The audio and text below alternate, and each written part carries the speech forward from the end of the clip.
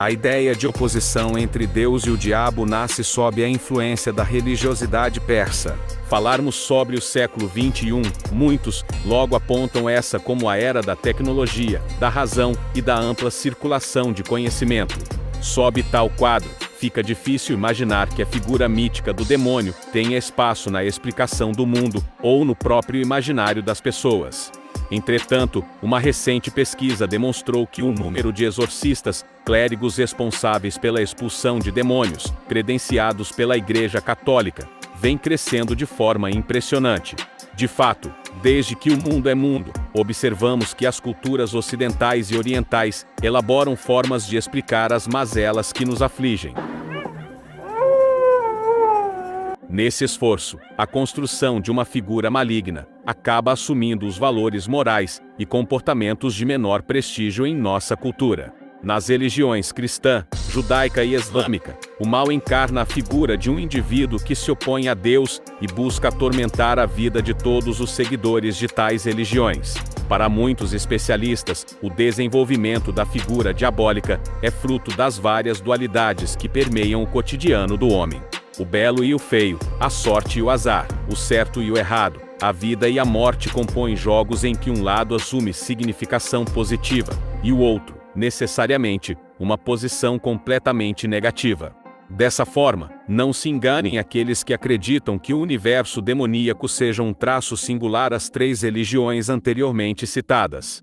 No século VI a.C., o profeta persa Zoroastro realizou a descrição de um ser chamado Arimã. Segundo as suas palavras, Arimã era o príncipe das trevas e travava uma eterna luta contra Mazda, o príncipe da luz. Segundo historiadores, esse valor da religiosidade persa acabou sendo incorporado pelos hebreus durante o famoso cativeiro da Babilônia. Naquele instante, a interação com a cultura estrangeira deu origem ao Seiren, termo que em sua tradução literal, significa acusador ou adversário. Em um primeiro momento, o demônio hebraico não assume a postura estritamente aterrorizante que reconhecemos no cristianismo.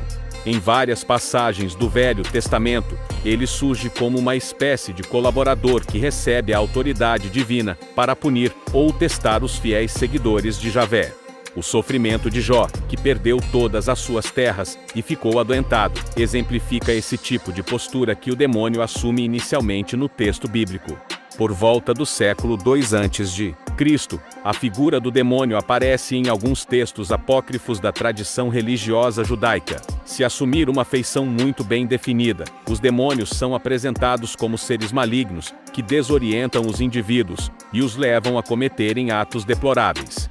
No final das contas, o lado mais sombrio do imaginário religioso judaico esteve concentrado em descrições sobre o fim dos tempos. A fama do diabo apareceu mais tarde, com o aparecimento da religião cristã. Chegando aos textos do Novo Testamento, autores como São João e São Paulo dedicam linhas e mais linhas em terríveis batalhas, em que o diabo trava uma intensa guerra contra Deus.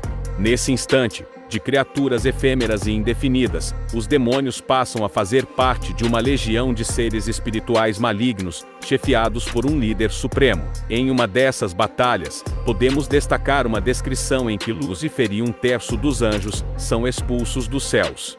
Somente no século IV, um concílio na cidade de Toledo descreveu minuciosamente o diabo como um ser composto por chifres, pele preta ou avermelhada, com rabo e portador de um tridente. A partir de então, os relatos sobre experiências demoníacas ganhavam força em uma nova leva de narrativas. Assim, a figura do demônio assumia formas, e logo seria portador de uma gênese individualizada. Em 1215, o Concílio de Latrão determinou que o diabo e os demônios eram criaturas criadas por Deus, que, por conta de suas opções particulares, preferiram se desviar da autoridade divina. Nesse contexto, ao mesmo tempo em que o inimigo se tornava claramente reconhecido, outras histórias falavam sobre pessoas que se entregavam ao temível lado da obscuridão. De acordo com pesquisas mais recentes, a disseminação dos cultos aos demônios surge justamente no efervescente século XIV. Em alguns países da Europa, a ordem dos luciferinos pregava a ideia de que o escolhido de Deus era Lúcifer, por esse ter sido primordialmente designado como o anjo de luz. Na Itália, uma seita conhecida como La Vecchia Religione, a velha religião, organizava missas onde o pão consagrado era oferecido para os ratos e porcos. Na Idade Moderna, o demônio era o maior acusado de conduzir as pessoas a praticar os atos heréticos, combatidos pela Santa Inquisição.